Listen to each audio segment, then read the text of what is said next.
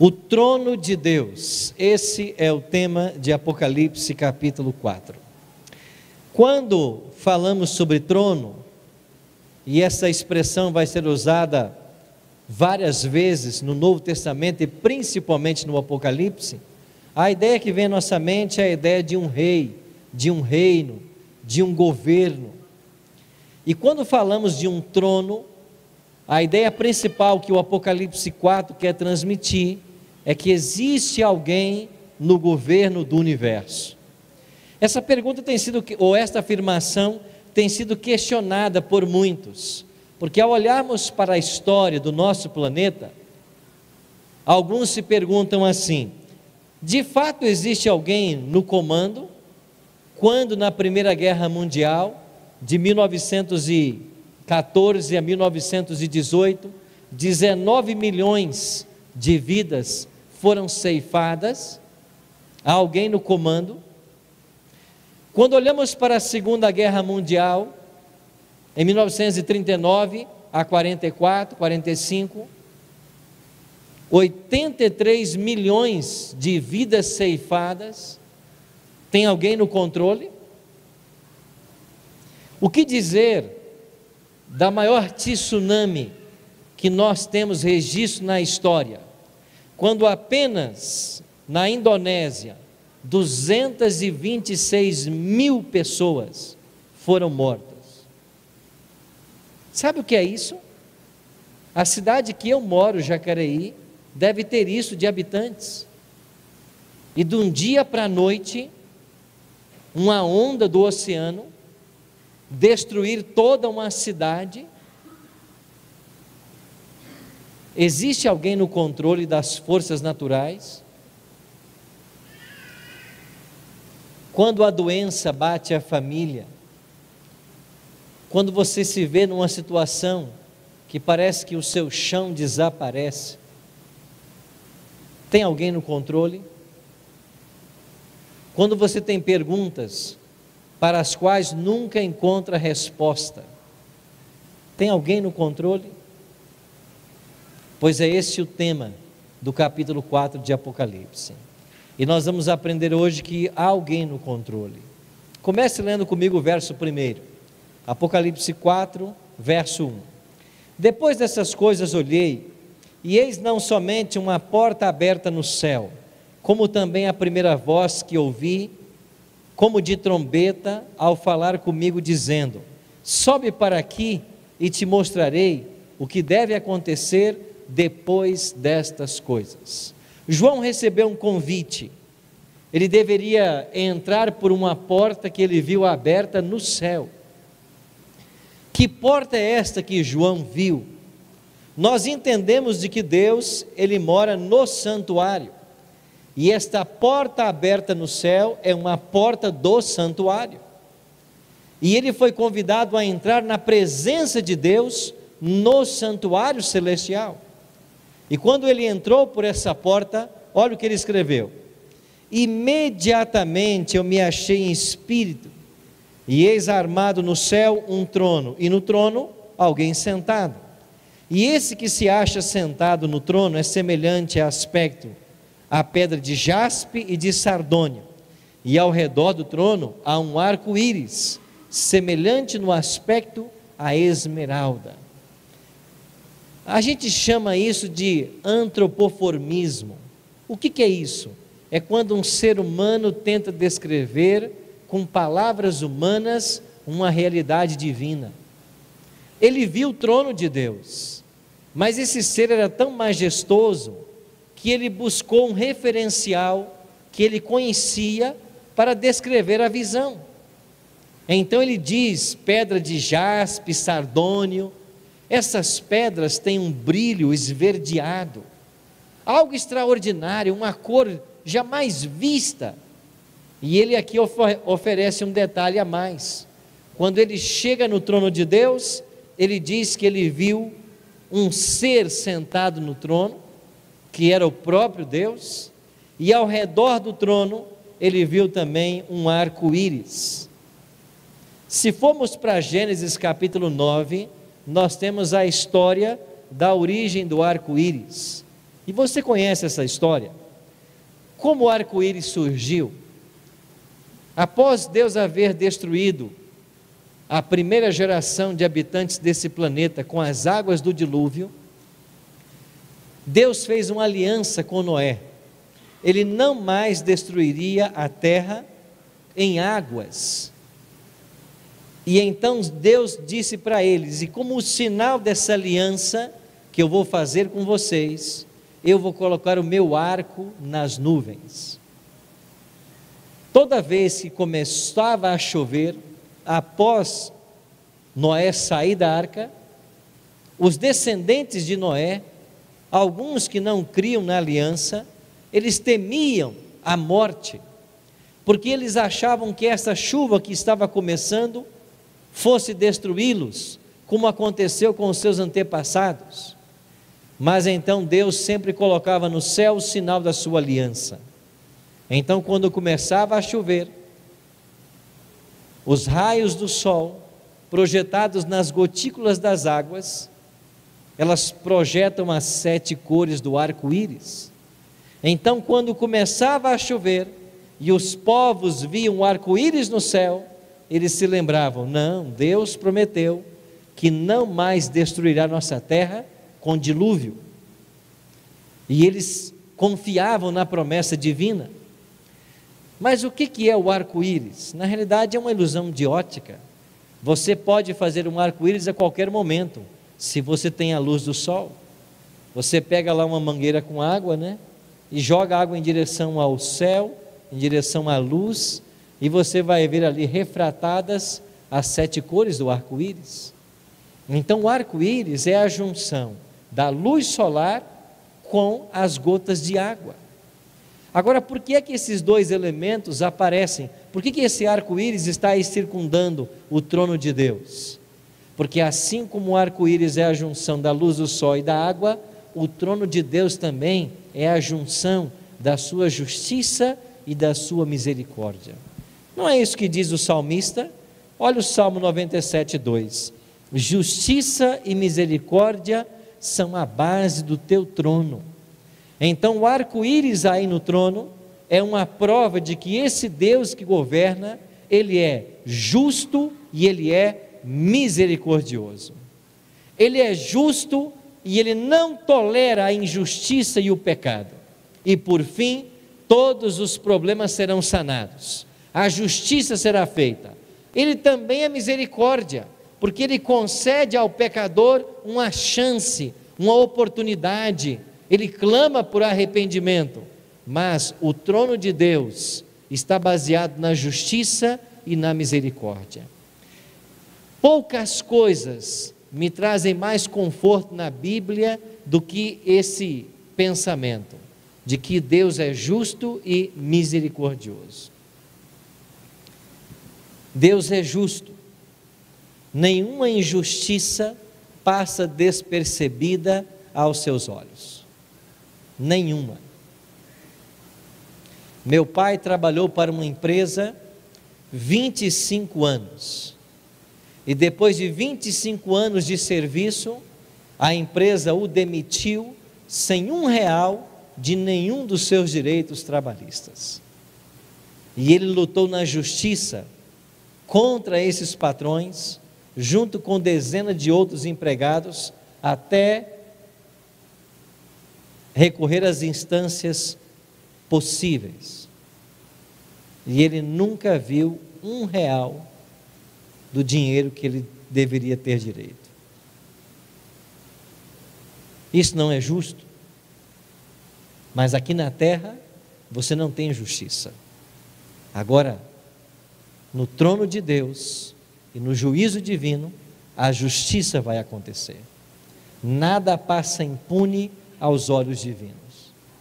Mas se foi eu quem cometeu delito, se foi eu quem defraudou, Deus também é misericórdia. E Ele apela para o meu arrependimento. Ele trabalha comigo para que eu mude de atitude, porque finalmente Deus não quer que ninguém pereça, senão que todos cheguem ao arrependimento e alcancem a salvação. Assim é nosso Deus. Um outro detalhe sobre o trono: Satanás sempre quis ocupar o lugar de Deus. Lembra do jardim do Éden? Deus disse para Adão e Eva: não comam dessa árvore. Veio a serpente e disse: é certo que vocês não morrerão se vocês comerem. Vocês podem comer. E quando nós vamos para os profetas do Antigo Testamento, nós descobrimos a origem do mal no coração desse anjo e como surgiu o pecado no universo. Olha o que diz Isaías, falando sobre a queda de Lúcifer: como caíste do céu, ó estrela da manhã, filho da alva, como foste lançado por terra, tu que debilitavas as nações. Tu dizias no teu coração: eu subirei ao céu, acima das estrelas de Deus, eu exaltarei o quê? O meu trono. O diabo sempre quis o trono de Deus. O profeta Ezequiel diz palavras semelhantes: estivestes no Éden, jardim de Deus, eu te coloquei como querubim da guarda, estiveste sobre o meu santo monte, ou sobre o monte santo de Deus, andaste no meio das pedras afogueadas, perfeito eras nos teus caminhos, desde o dia em que foste criado, até que se achou iniquidade em ti. Pecaste, e pelo pecado te lancei, profanado fora do monte de Deus. O diabo quis ocupar o lugar que pertencia a Deus. O diabo foi expulso. Para onde o diabo foi expulso? Ele foi expulso do céu e ele veio para este planeta. Aqui ele tentou nossos primeiros pais. Deus havia criado um mundo perfeito e colocou Adão e Eva para governarem sobre essa terra.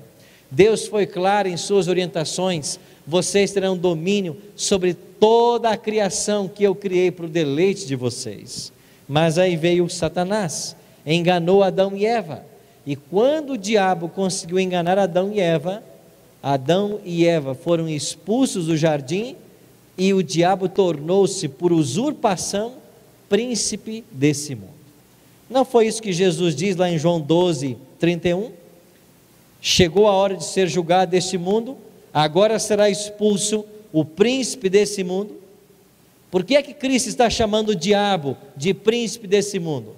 Porque por usurpação ele ocupou o lugar que Deus dera para Adão, e ele agora exerce o seu poder e sua influência sobre esse planeta. Então, quando você vê coisas ruins acontecendo, nunca diga que é Deus. Deus não provoca o mal, mas o diabo está agindo na terra para trazer desgraça e miséria aos seus habitantes. É por isso que no Apocalipse nós temos a clara promessa divina de que essa autoridade será tirada das mãos de Satanás e o Éden será devolvido à família humana.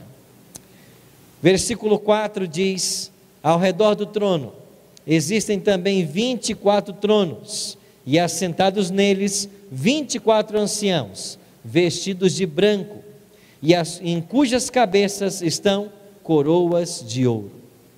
Interessante que João está vendo o trono de Deus. Deus está sentado. Agora, ao redor do trono de Deus existem também 24 tronos, e nesses tronos existem seres sentados.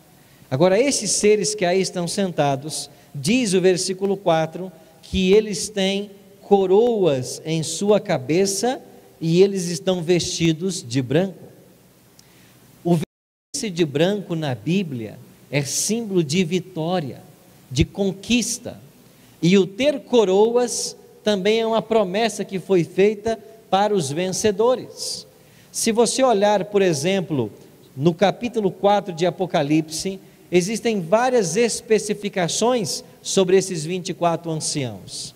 A Bíblia diz de que eles são mencionados 12 vezes no Apocalipse, estão sentados em tronos, vestidos de branco, coroas na cabeça, e eles assistem a Cristo na administração do universo.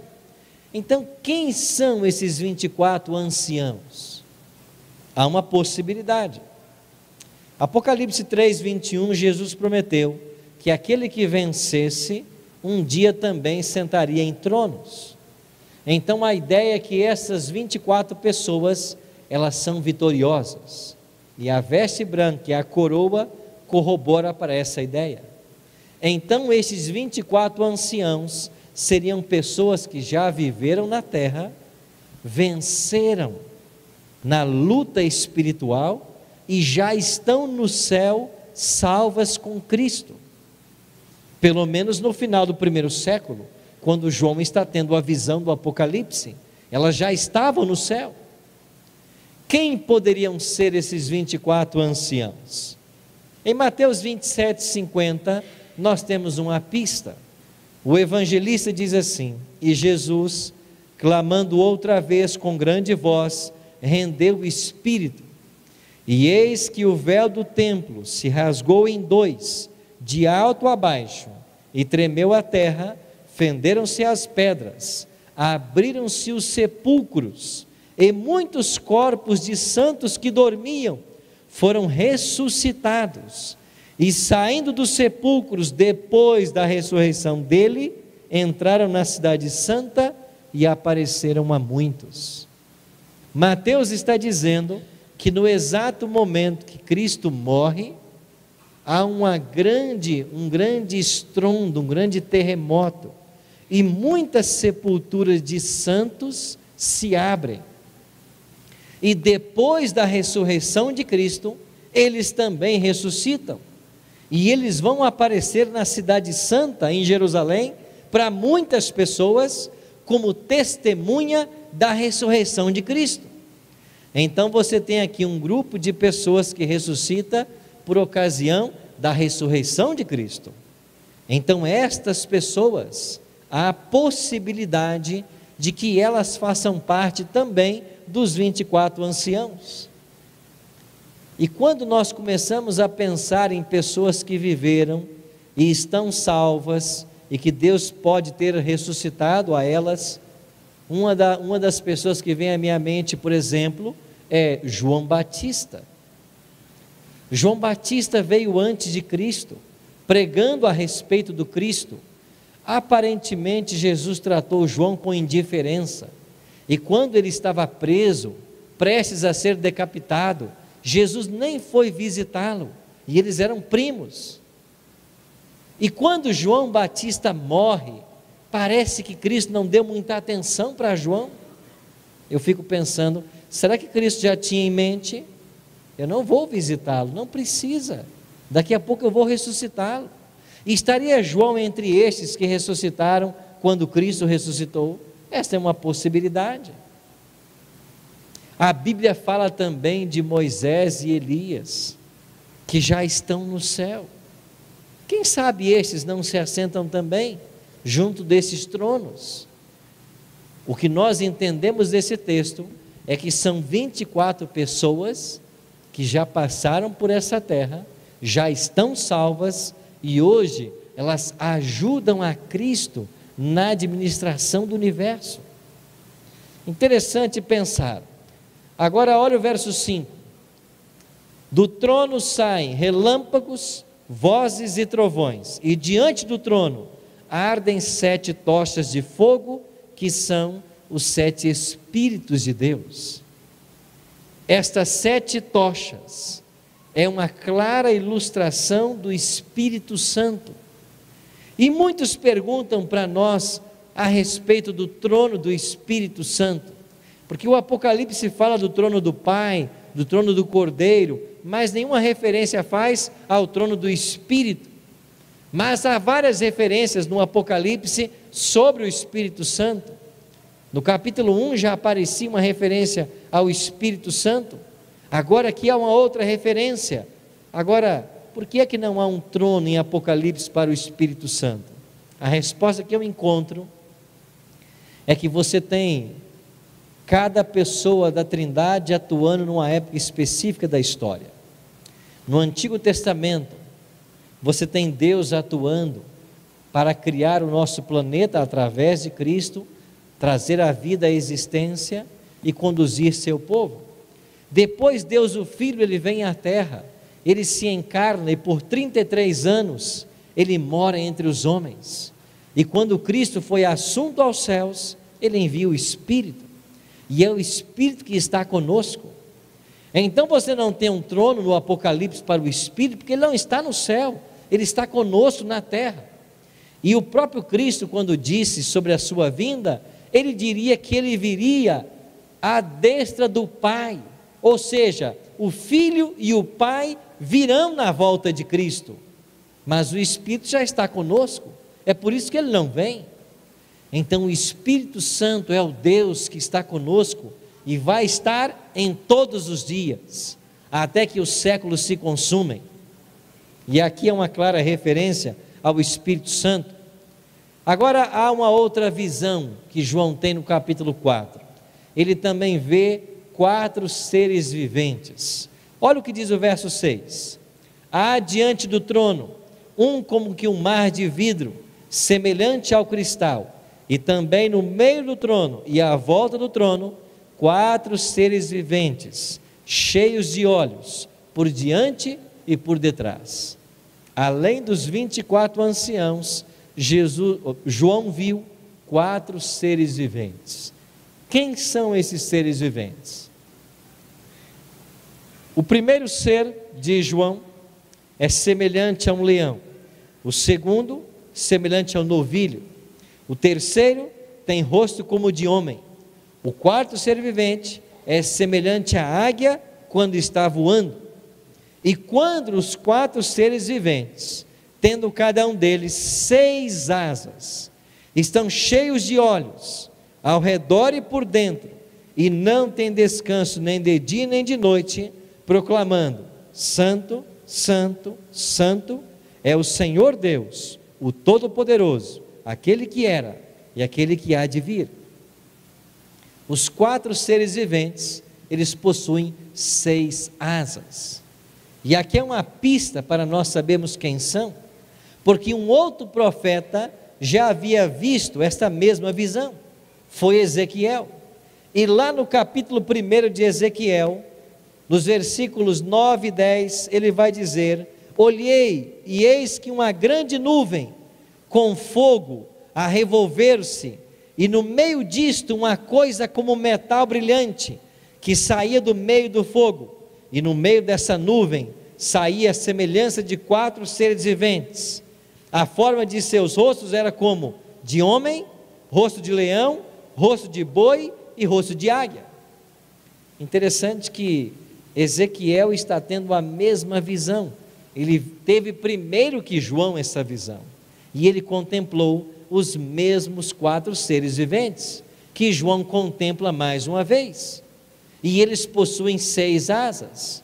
Bom, isso nos indica de que esses seres são criaturas de Deus, eles pertencem à categoria dos serafins, e esses serafins, eles também estão dioturnamente ao redor do trono, proclamando a sua santidade. E por que eles proclamam? Santo, Santo, Santo. É uma clara aclamação à Trindade. Não é isso que Isaías também proclama lá no seu livro? Santo, Santo, Santo. Esta expressão repetida 3 vezes dá a ideia da Trindade sendo adorada. E um outro detalhe: por que esses seres viventes têm aspectos pintados como animais ou como rosto de homem? Aqui nós temos 2 aplicações feitas por muitos teólogos. Primeiro, aplica-se às tribos de Israel. O povo de Israel acampava sempre em 12 tribos, ao redor do santuário. Mas das 12 tribos, 4 tribos eram líderes, elas lideravam sobre outras 2. As tribos líderes eram Judá, Efraim, Ruben e Dan.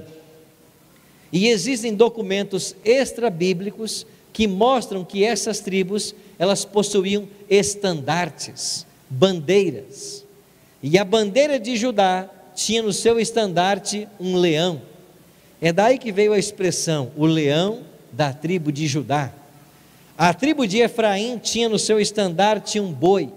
A tribo de Ruben tinha um homem, e a tribo de Dan tinha uma águia voando. Então esses 4 seres viventes, primeiro, eles têm uma semelhança com as tribos líderes de Israel, e eles representam Cristo, que liderava o povo de Israel, e também representa a totalidade do seu povo. Agora há uma segunda aplicação. Alguns teólogos aplicam também que esta forma desses estandartes ou desses seres também fazem alusão aos 4 evangelhos, porque os 4 evangelhos também apresentam Cristo, cada um numa performance diferente. Por exemplo, Mateus, o primeiro evangelho, ele apresenta Jesus como rei, e o leão é o rei dos animais. Mateus diz assim: então dirá o rei, os que estiverem à sua direita: vinde benditos de meu Pai. Mateus 27, 37, quando Cristo é crucificado, eles colocam em cima da sua cabeça uma placa: este é o rei dos judeus. A ênfase de Mateus é dizer que Jesus é rei. Já quando vamos para o evangelho de Marcos, a ênfase que Jesus é servo, e o boi na Bíblia é símbolo de serviço. Marcos diz: e ele, sentando-se, chamou os 12 e lhes disse: se alguém quer ser o primeiro, será o derradeiro e servo de todos. A ênfase de Marcos é que Cristo é o servo. Se você for para Lucas, a ênfase é que Jesus é o Filho do homem. Lucas enfatiza a humanidade de Cristo. No capítulo 4 diz que durante 40 dias ele foi tentado pelo diabo. Naqueles dias ele não comeu coisa alguma, e quando terminou os dias, ele teve fome. A humanidade de Cristo, ela é exaltada em Lucas. E quando chegamos em João, João destaca a divindade de Cristo. E a águia na Bíblia, com a sua potente visão, também simboliza a onisciência. E então João apresenta Cristo como Deus. No princípio era o Verbo estava com Deus, e o Verbo era Deus. E em João 10:30 Jesus disse: eu e o Pai somos um. Uma declaração clara da sua identidade. Ou seja, tudo que Deus é, o Pai, o Filho é. Assim, esses 4 seres viventes são seres reais, criados por Deus, de uma casta de anjos, serafins, e eles também representam as tribos líderes em Israel e os aspectos da messianidade de Cristo, conforme pintada nos 4 evangelhos. Mas o que mais chama a nossa atenção no capítulo 4 é que tanto os 4 seres viventes quanto os 24 anciãos, eles estão envolvidos em uma cena litúrgica. João contempla uma adoração no santuário. E o que é que eles estão louvando? Verso 9 em diante diz assim: quando esses seres viventes derem glória e honra e ações de graça ao que se encontra sentado no trono e ao que vive pelos séculos dos séculos, os 24 anciãos prostrar-se-ão diante daquele que se encontra sentado no trono, adorarão o que vive pelos séculos dos séculos e depositarão as suas coroas diante do trono, proclamando: tu és digno, Senhor e Deus nosso, de receber a glória, a honra e o poder, porque todas as coisas tu criaste, sim, por causa da tua vontade, vieram a existir e foram criadas. Por que é que todos os seres no céu estão adorando a Deus? O motivo aqui é claro: porque tu criaste todas as coisas. Por tua vontade elas foram criadas, vieram a existir. No capítulo 4, Deus é louvado porque Ele é o Criador. Agora, esse Criador, louvado no capítulo 4, é o mesmo que morre por nós no Calvário.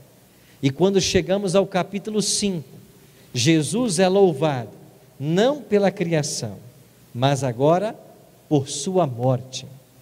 Ele é o único ser no universo capaz de abrir o livro selado com 7 selos. E quando João chorava em desespero, porque ninguém podia abrir o livro, a mensagem do céu foi clara: não chores, o cordeiro foi morto, e porque ele foi morto, ele pode abrir o livro, ele é digno. Então no capítulo 4, Deus é louvado porque é criador. No capítulo 5, Deus é louvado porque ele é redentor. Estes são os 2 motivos da aclamação celestial, por causa desses seres, por parte desses seres celestiais. Então, amigos, o Criador e Salvador, ele promete nos restaurar todas as coisas. E esses 4 seres viventes, e esses 24 anciãos, eles estão ao redor do trono, eles observam Deus governando, porque Deus está conduzindo a história na direção de um final feliz. E a história dos filhos de Deus, ela vai terminar bem. A nossa história vai terminar feliz. Talvez você hoje esteja olhando para o presente ou para o passado, e você pode estar pensando assim: eu perdi algum emprego, uma boa posição, uma boa condição para ser fiel aos mandamentos de Deus. A sua história ainda não acabou. Talvez uma jovem nessa noite possa pensar: porque eu não namoro um rapaz que não é da minha fé, uma moça que não é da minha fé, que não professa a fé que eu tenho, eu ainda sou solteiro ou solteira. A sua história não acabou ainda. Você pode olhar para alguma coisa nesse mundo e dizer assim: eu estou sofrendo porque eu não frequento aulas na sexta-feira à noite, e estou fazendo uma faculdade em 6, 7 anos que poderia ter gastado 4. A sua história não acabou ainda, mas ela vai terminar bem. Não se preocupe, ela vai terminar bem, porque Deus nos promete em sua palavra restaurar todas as coisas. Aqui está a foto de minha esposa no dia do nosso casamento, Juliana. Você se lembra que os maias disseram que o mundo acabaria no dia 21 de dezembro de 2012? Pois é, o mundo não acabou, eu casei dia 26. Aí estão meus pais, José e Adelaide, no dia do meu casamento. Ele 81, ela 80. De casamento, 51 anos. Foi uma ocasião muito especial. O livro que vocês terão acesso no final, eu dediquei a meus pais. E quando no ano passado eu cheguei em casa com esse livro, lá em Vitória, no Espírito Santo, e eu entreguei para meu pai, eu disse: pai, eu queria que o senhor lesse esse livro, principalmente a dedicatória, porque eu dediquei ele para o senhor e para a mãe. E eu fotografei o exato momento que ele começou a ler a dedicatória. 81 anos, lê perfeitamente sem óculos. E depois que ele leu a dedicatória, ele se levantou, ele me deu um forte abraço e começou a chorar. Eu disse: pai, isso é o mínimo que eu podia fazer pelo senhor e pela mãe, porque tudo que eu tenho ou sou, eu devo a vocês. E sabe que eu me lembro quando tinha 5 para 6 anos de idade, eu acordei muitas madrugadas lá em casa com barulho de panelas na cozinha. Sabe o que era? Minha mãe preparando uma marmita para meu pai. E antes que o sol nascesse, meu pai já saía para trabalhar, e ele só voltava posto o sol. E foi assim, trabalhando de sol a sol, que meu pai criou os 9 filhos. Minha mãe, quando eu abraço minha mãe, ela bate exatamente no meu queixo. Ela nem cresceu de tanto que trabalhou na vida. Minha mãe criou 9 filhos. Teve os 9 em casa, parto normal. E essa minha mãe cuidava dos filhos, cozinhava, lavava, passava, e houve uma época que encontrou tempo para lavar roupa para fora. E eu me lembro quando pequeno, eu via minha mãe lavando roupas debaixo de um escaldante sol, e eu como criança pensava assim: quando eu crescer, eu vou fazer uma cobertura de Eternite e vou colocar minha mãe na sombra. Olha a ideia de criança, né? Em vez de tirar a mãe do trabalho, vai fazer uma cobertura para a mãe. Minha mãe trabalhou a vida inteira. E eu disse: pai, era o mínimo que eu podia fazer por vocês. Eu disse: pai, o senhor sabe que minha esposa está grávida. E aqui está uma foto dela embaraçada, né? Como dizem os hispanos, embaraçada, grávida. Minha esposa tomou anticoncepcional 6 meses. Eu disse: pode suspender, eu quero ser pai. No 7º mês ela engravidou. Aí está ela grávida. Eu disse: pai, o senhor sabe que minha esposa está grávida. E quando foi no dia 7 de abril, olha quem chegou: Rafael. Ele vai fazer amanhã 1 ano e 5 meses. Eu disse: pai, o meu filho vai nascer em abril. Quando for em maio, eu quero reunir os avós em São Paulo. Eu quero dedicar meu filho a Deus. E eu era o único filho que não havia dado neto para meu pai. Meu pai já tinha 23. Mas eu não havia dado um neto para meu pai. Só faltava eu, dos 9 filhos. Pois o meu vai nascer e eu quero que o senhor vá para São Paulo. Nós vamos fazer um almoço, dedicá-lo a Deus. E ele: está bem, vou fazer planos com sua mãe e nós vamos então em maio para São Paulo. Meu filho nasceria em abril, em maio eles iriam. Mas eu estava no Rio de Janeiro, pronto para pregar numa igreja, quando o meu celular tocou. O meu cunhado dizia assim: Arilton, venha para Vitória com urgência. E eu fui. E quando eu cheguei em Vitória, esse foi o quadro que eu encontrei. Meu pai já estava inconsciente, entubado, no leito de um hospital. Ele contraiu uma pneumonia, e com 2 dias, meu pai estava sem esperança de vida. Por 4 dias, eu levei minha mãe até o hospital para visitá-lo. Minha mãe se aproximava dele, perto do seu ouvido, e clamava assim: José, José, acorda. E meu pai inconsciente. Ela pegava um lençol, cobria meu pai, o ar-condicionado muito frio no quarto. O médico vinha e dizia para nós assim: teu pai não volta para casa. Não há esperança para ele. E quando o médico saía, eu me aproximava de minha mãe, que não ouve muito bem, e perguntava: mãe, a senhora entendeu o que o médico falou? O pai não volta para casa. E depois de 4 dias indo ao hospital, meu pai faleceu. O pastor Ledivan, que trabalha conosco no Novo Tempo, fez a cerimônia no cemitério. Mas na igreja, quem fez fui eu. Eu fiz questão de fazer a cerimônia de meu pai na igreja. E quando aí estava o corpo de meu pai, na presença dos parentes e amigos, eu fiz uma retrospectiva da história de meu pai. Esse mesmo pai que foi tão injustiçado na vida. E outro dia, há 1 mês atrás, eu ouvi uma história que eu não conhecia de meu pai. Eu me encontrei com um parente distante que conviveu com meu pai e me contou de um dia que 2 homens deram uma surra em meu pai.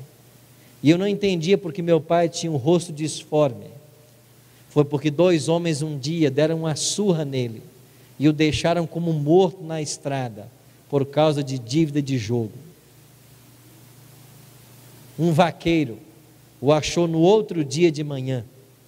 E meu pai só não morreu porque naquela noite choveu a noite inteira e a água lavou o sangue. E meu pai foi salvo da morte. Mas por 60 anos, meu pai não quis saber de Deus. E um dia eu cheguei em casa e eu encontrei meu pai chorando, pela primeira vez. E ele estava chorando porque o pai dele havia morrido. E quando ele perdeu o pai dele, foi a primeira oportunidade que eu tive de falar da volta de Cristo e da ressurreição dos mortos para meu pai. Uma semente foi plantada. Meu pai se interessou em conhecer mais a palavra de Deus e ele tomou sua decisão. E ele foi batizado. E há 20 anos ele servia a Cristo nessa igreja. Eu contei essa história no dia do sepultamento. Eu disse para todos que ali estavam: Deus foi bondoso com meu pai, o esperou 60 anos. No ano passado, eu realizei a Semana Santa em São Paulo, e no sábado à noite, mais ou menos esse horário, 21 horas, nós batizamos um senhor. Sábado à noite, 21 horas. E quando foi no domingo, às 11 da manhã, o pastor da igreja me ligou, dizendo que esse irmão havia sofrido um infarto. Ele não sabia, mas ele tinha 14 horas de vida. Mas antes das 14 horas terminarem, ele tomou a maior decisão da vida dele. Ele aceitou a Cristo como Salvador e ele foi batizado. Foi muito difícil apresentar meu filho no mês de maio, sem a presença de meu pai. Meu pai não conheceu meu filho, mas eu hoje estou preparando o Rafael para o céu, e um dia ele vai conhecer o avô dele. Meu pai teve 60 anos de oportunidade. Deus esperou. Esse senhor do ano passado tinha 14 horas e ele fez a escolha certa. A pergunta para você nessa noite é: quanto tempo você tem?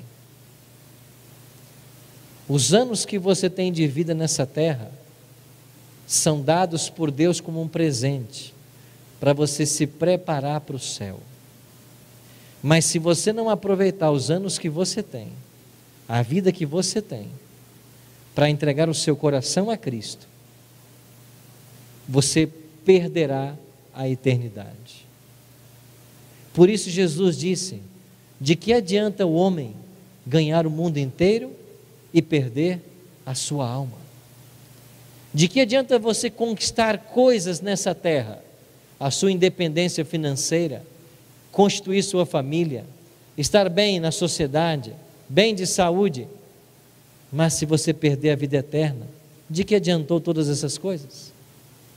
A vida que Deus está nos dando só tem um propósito: é nos preparar para a vida eterna. E agora nós vamos ter uma música, e enquanto nós ouvimos essa canção, eu queria perguntar a você: quanto tempo você tem? Você sabe quanto tempo você tem? Quanto tempo de graça há para você tomar uma posição ao lado de Cristo? Eu li outro dia a respeito de alguns discípulos que perguntaram assim para o seu mestre: mestre, quando eu devo tomar a minha decisão de servir fielmente a Deus? E o mestre respondeu para eles: no último minuto da sua vida. E eles perguntaram: mas quando será o último minuto da minha vida? Eu não sei. Ele disse: então faça-o agora. Você não sabe quanto tempo você tem. Então, nessa noite Deus vai dar a você mais uma oportunidade de você abrir o seu coração a Cristo. E se nessa noite você tem o desejo de entregar o seu coração a Cristo, você tem o desejo de em breve se preparar para também ser batizado, como a Bíblia ensina que nós devemos ser, para um dia termos direito à vida eterna, eu quero convidar você, aí onde você está, ficar de pé, se essa for a tua decisão. Louvado seja Deus porque vocês estão tomando essa decisão. Lembre-se, a história de vocês ainda não acabou. Deus tem um lindo plano para todos vocês, mas ela vai terminar bem, porque tem alguém que está no controle da história, e esse alguém que controlar a sua vida, a minha vida. Feche seus olhos, ore comigo. Pai Santo, muito obrigado porque Teu Espírito tem atuado em nosso coração. Obrigado porque descobrimos mais uma vez nessa noite que existe um Deus que está controlando todas as coisas. E esse Deus que controla, Ele também nos ama. E Ele quer o melhor para todos nós. Obrigado porque a porta no céu ainda está aberta. João um dia entrou por ela. Nós também podemos entrar. Mas em breve ela vai se fechar. E aqueles que não tiverem tomado sua decisão ao lado de Cristo, ficarão de fora, eternamente perdidos. Mas obrigado porque aqui na frente, muitos vieram demonstrar que o coração deles é Teu. Eles desejam o céu. Ajuda-os, Pai, nesse preparo. A nós outros que um dia já fomos batizados, conserva-nos firmes na fé. Abençoe nossa casa, nossa família, e prepare-nos a todos para o grande dia da volta de Jesus. Que a Tua bênção repouse sobre esta igreja nessa noite. Que nós aproveitemos cada momento que tivermos para preparar o nosso caráter para a eternidade.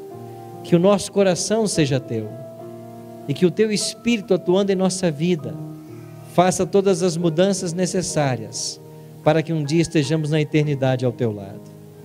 Esta é a nossa oração. E nós o pedimos não porque haja mérito em nós, mas o fazemos em nome e por amor de Jesus. Amém. Amém.